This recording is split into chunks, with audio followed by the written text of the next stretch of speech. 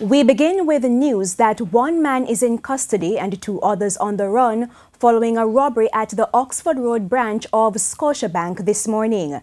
There was a standoff for several hours as police and private security personnel surrounded the building looking for one of the suspects who was trapped. TVJ's Kirk Wright explains how the drama unfolded. Broken glass, ripped blinds, toppled furniture littering the floor. A television set hanging in the bushes outside the window. A fan and another television on the ground at the back of the building. Evidence of a ransacked building at the hands of robbers. The location, Oxford House in St. Andrew, home to the Oxford Road branch of the Scotiabank, the offices of the Citizens Security and Justice Program, CSJP, as well as accounting and marketing firms. The standoff at Oxford House started about 4:30 this morning. Two thieves broke inside the building and began removing items.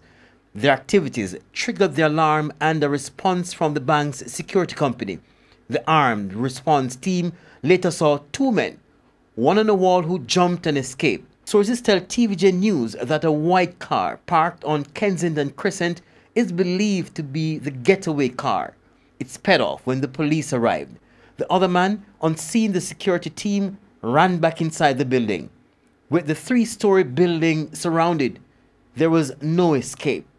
After a lengthy search, the police emerged from the building minutes after 9 with the suspect handcuffed. He was quickly led away in a police jeep. The police told TVJ News that a machete, screwdriver and other items were found inside the building with the suspect. He's expected to be questioned and eventually charged. Kirk Wright, TVJ News.